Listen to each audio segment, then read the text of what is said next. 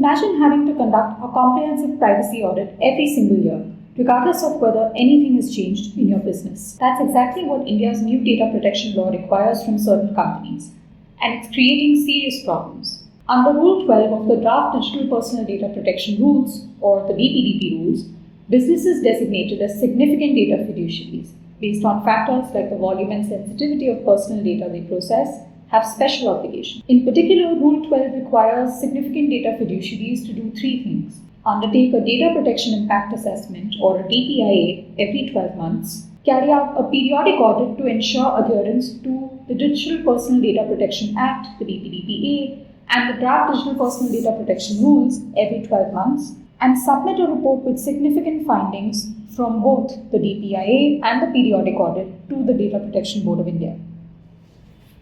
Sounds reasonable, right? But when you look closer, these requirements create major problems.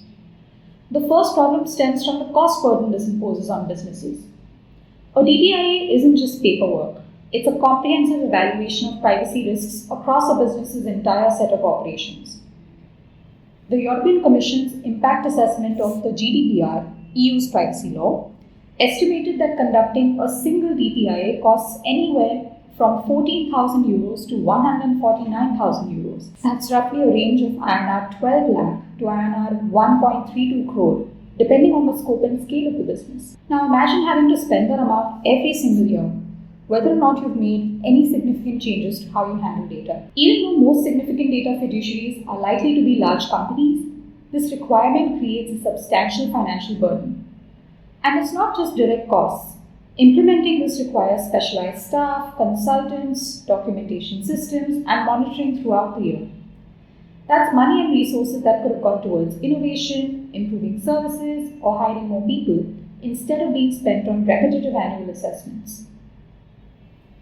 The second problem stems from Rule 12's divergence from international best practices.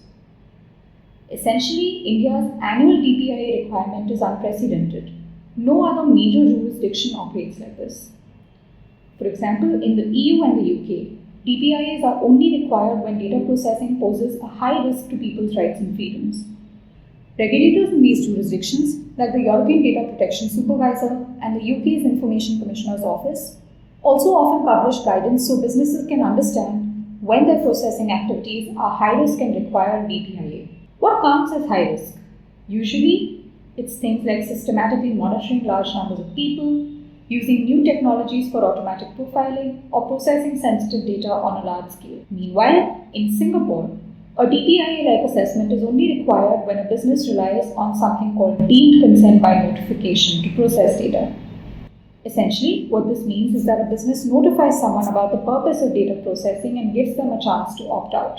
Similarly, under Brazil's General Data Protection Law, the Data Protection Authority can request a DPIA when data is processed based on legitimate interests rather than consent. So essentially, India stands alone in requiring every significant data fiduciary to conduct a full DPIA every single year, regardless of the risk level or changes to their operations. This divergence from international best practices leads to higher costs for businesses without generating any clear benefits. And now let's talk about the periodic audit requirement. This is where things get especially murky. Under Rule 12, significant data fiduciaries are required to conduct a periodic audit every 12 months.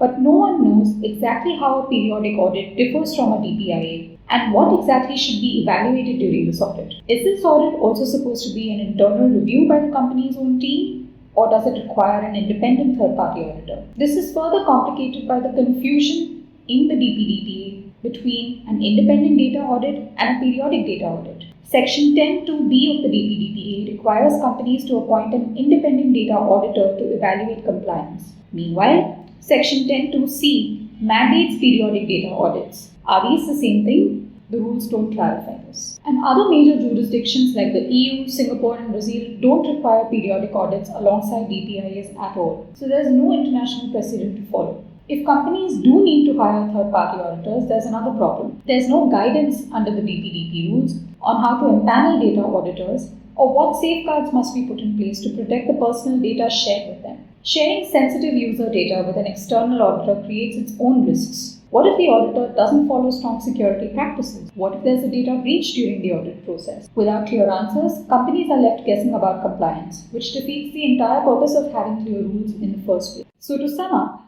Rule 12 of the DPDP rules creates three critical problems. It imposes massive compliance costs without generating any clear benefits. It diverges significantly from international best practices, which use risk-based thresholds to impose impact assessment requirements, and also incorporates a rather vague periodic audit requirement that nobody knows how to comply with. The DPDPA's stated goal is to balance businesses' legitimate right to process data with users' privacy protection.